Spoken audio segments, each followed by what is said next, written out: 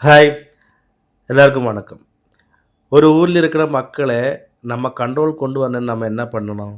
அவங்களுக்கு சின்ன சின்ன விஷயங்கள் ஃப்ரீயா பண்ணி குடுத்தா போதும். அப்படி ஃப்ரீயா பண்ணி குடுக்கும்போது அவங்க என்ன நெனைப்பாங்க, "ஓ! இவரு நமக்கு வேணா எதா வேணாலும் பண்ணுவாங்க. இவ்ளோ ஃப்ரீயா குடுக்குறாங்கல்ல. அப்ப இவங்களுக்கு விசுவாசமா இருக்கணும், அடிமையா இருக்கணும்." அப்படி ஒரு மைண்ட் செட் மக்களுக்கு வரும். அப்படி வரும்போது நமக்கு அவர கண்ட்ரோல் பண்ண முடியும். காலாகாலமா தமிழ்நாட்டுல பண்ணிட்டு இருக்காங்க அதுதான். ADMK, DMK, DMK, ADMK, ADMK, DMK மாத்தி, மாத்தி, மாத்தி, மாத்தி ஃப்ரீயா குடுத்து மக்கள முட்டாளா மாத்திருக்கு. முட்டாள் மட்டும் இல்ல, அடிமையா மாத்திருக்கு. அதனால ஒருத்தரு என்ன குடுக்குறியோ ஃப்ரீயா, மத்தவங்க அதுக்கு மேலே குடுக்குறாங்க. அதிகமா கிடைக்கிற எங்கேயோ அவங்களுக்கு ஓட்டு போட்டு ஆட்சிக்கு வர வைக்கிறாங்க. இதுதான் மக்கள் பண்ணிட்டு இருக்குது. இப்ப டிவிக்கே சொல்லிட்டு ஒரு கட்சி ஆட்சிக்கு வந்திருக்கு. ஆனா இந்த ஏடிஎம்கே, டிஎம்கே அந்த கிரியேட் பண்ண சிஸ்டம் இருக்குல்ல, இந்த ஃப்ரீயா குடுக்குறேன். அதுக்கு ஒரு சேஞ்சஸு டிவிக்கே கொண்டு வரல. இவங்களும் ஃப்ரீயா எந்த அளவுக்கு கொடுக்க முடியுமோ, அதுதான் இவங்களும் பண்ணிட்டு இருக்குது. மக்கள பொறுத்தவரைக்கும் இந்த ஃப்ரீயா வாங்கி, வாங்கி, வாங்கி பழகிடுச்சு. அதாவது இந்த இலவசமா கிடைச்சு அவங்க மைண்ட் செட்ல அது ஃபிக்ஸ் ஆயிடுச்சு.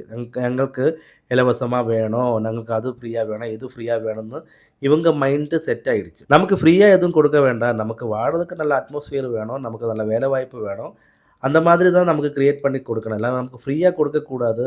ஃப்ரீயா கொடுத்தா நம்ம அடிமையா இருக்கும் அப்படின்னு மக்களும் யோசிக்கல. இப்ப டிவிக்கு வந்ததுக்கப்புறம் இதுதான் தொடர்ந்து போயிட்டு இருக்குது. இப்படியே மக்கள் ஃப்ரீயா வாங்கிட்டே இருந்துட்டுன்னா, எந்த கேள்வியும் திருப்பி கேட்காத அளவுக்கு நம்ம வாய மூடி கட்டி வைக்கிற அவஸ்தை வரும். திருப்பி கேட்கணும். எதுக்கு எங்களுக்கு ஃப்ரீயா குடுக்கணும்? எங்களுக்கு ஃப்ரீயா தேவையில்லையே!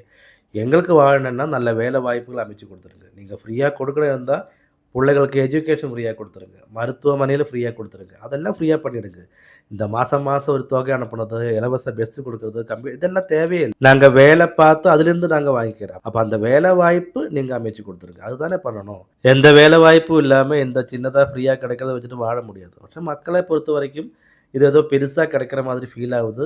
ரொம்ப வருஷமா இது ஃபாலோ பண்ணி வந்தனால, அவங்களுக்கு இதுக்குள்ளேருந்து வெளிய போ முடியாது. எங்க அப்பா சின்ன வயசுல எனக்கு ஒரு ஸ்டோரி சொல்லிக் குடுத்தது. அந்த ஸ்டோரி எப்பவுமே நான் ஞாபகத்துல வச்சிருக்கேன். என்னன்னா, அதுதான் வாழ்க்கைன்னு எனக்கு அப்போ புரிஞ்சிடுச்சு. அதனால தான் அந்த ஸ்டோரி எப்பவுமே மைண்டுக்குள்ள இருக்கு. இந்த எலக்ஷன் டைம் வரும்போது, கட்சிக்காரங்க எல்லாம் வீட்டுக்கெல்லாம் வந்து, "நம்ம எப்படி இருக்கு? நல்லா இருக்கியா? ஓட்டு போடணும்" எல்லாம் கேட்டு வருவாங்கல்ல. அப்படி வரும்போது ஒரு தையல் பண்றவன், ஒரு தையல்காரன் வீட்டுக்கு வந்திருக்கு. வந்துட்டு "எப்படி இருக்குடா? நல்லா இருக்குதா? வேலையெல்லாம் நல்லா போகுதா?" அப்படின்னு கேட்டுட்டு, "உன் பையன் என்ன பண்றாங்க?" அப்போ சொன்னேன், "பையன் படிக்கிறாங்க. அவன் 9வது படிக்கிறாங்க. அவன எப்படியாவது படிச்சு பெரிய ஆளா ஆக்கணும். நாமளே இந்த வேலை பண்ணிட்டு இருக்குது. அவனும் படிச்சு நல்ல வேலை வாய்ப்பு தேடி போகட்டும்." அப்படி சொல்லும்போது, கட்சிக்காரன் என்ன சொன்னேன்னு, "ஏடா நீ பண்ணிட்டு இருக்கிற வேலை, அது நல்ல வேலை தானே. இந்த மாதிரி வேலை பண்ணுறது ரொம்ப கஷ்டம். நான் உனக்கு ஒரு தையல் மிஷின் எக்ஸ்ட்ரா வாங்கி தரேன். உன் பையன நீ அத கத்துக்க வச்சுக்கோ. அப்படியே நீ நல்லபடியா வாழு." அப்படின்னு சொன்னேன். இப்ப தையல்காரனுக்கு மைண்டுக்கு என்ன வந்துச்சு? ஓ! நம்ம லீடர் வந்துட்டு நமக்கு ஒரு தையல் மிஷின் வாங்கி குடுக்குறாங்க. இவ்ளோ பெரிய மனசு இருக்குது. அதனால ஒரு தையல் மிஷின் வந்தது. அவன் பையன ஸ்கூல்ல விடாம தையல் கத்துக் குடுத்து, அவனையும் தையல்காரன் ஆக்கிச்சு. அப்ப அந்த கட்சிக்காரனுக்கும், அந்த லீடருக்கும் என்ன தேவைப்பட்டது? தையல்காரன் பையன் தையல்காரனா தான் இருக்கணும். அவனெல்லாம் மேலக்கு வரக்கூடாது.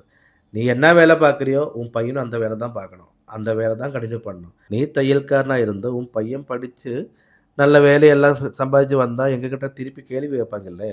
நீ தையல்காரனா இருந்து, உன் பையனும் தையல்காரனா இருந்து, அவன் பையனும் தையல்காரனா இருந்தா தானே நம்ம பொழப்பு ஓடும். அப்படி ஒரு மைண்ட் செட்ல எல்லா லீடர்ஸும் இருக்குது. இப்போ அந்த தையல்காரன் மைண்ட்ல என்ன இருக்கும்? எவ்வளோ பெரிய மனுஷன். நமக்கு ஒரு தையல் மிஷின் வாங்கி குடுத்துருக்குல்ல. அப்ப அந்த கட்சிக்காரன வாழ்க்கை பூரா இவன் என்ன சொல்லி நன்றியா இருப்பாங்க. அப்ப அவன் ஓட்டு எப்பவுமே அந்த கட்சிக்காரன் தான் போயிட்டே இருப்பாங்க. ஆனா அவன் என்ன பண்ணியிருக்கு?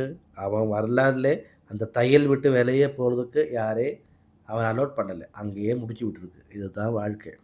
அதனால கட்சி மாறி, மாறி வந்து நமக்கு ஃப்ரீயா குடுக்கும்போது, ஃப்ரீயா குடுக்கக்கூடாது. அல்ல ஃப்ரீயா எங்களுக்கு வேண்டாம். அதுவும் ஃப்ரீயா கிடைச்சா, நோ சொல்றதுக்கு நம்ம கத்துக்கணும். இல்ல திருப்பி கேள்வி கேட்கணும். எதுக்கு ஃப்ரீயா குடுக்குறேன்னு. இப்ப நான் ஒருத்தனுக்கு ஃப்ரீயா ஒரு விஷயம் பண்ணிட்டு இருந்தா, அவனால எனக்கு ஒரு வேலை இருக்குது. அல்ல அவனால எனக்கு சில வேலைகள் பண்ண வேண்டியது இருக்கு. அதனால இப்ப ஃப்ரீயா குடுத்து அவன ஏன் அடிமையா வச்சுட்டு இருக்குது. அப்படிதான் இருக்கும். இப்ப அடிமையா இருக்காம, நம்ம ஓட்டு போட்டு இவங்க ஆட்சிக்கு வந்தா நமக்கு உரிமை இருக்குது. நமக்கு வேண்டது கேட்டு வாங்கணும். ஃப்ரீயா எல்லாம் குடுக்க வேண்டாம். நமக்கு நல்ல வேலை வாய்ப்பு அமைச்சு குடுத்தா போதும். நம்ம வேலை எடுத்து சம்பாதிச்சு நம்மளே பார்த்துக்கிறேன். அப்படின்னு ஒரு மைண்ட் செட் வந்தா தான் இங்க புரட்சி, மாற்றம் நடக்கும். இப்ப நான் இது சொல்லதுனால இதெல்லாம் மாறப்போறதில்ல. ஆனா நம்ம யோசிக்கும்போது, இந்த இலவசம், இலவசம் அது ரொம்ப தப்பா போயிட்டே இருக்குது.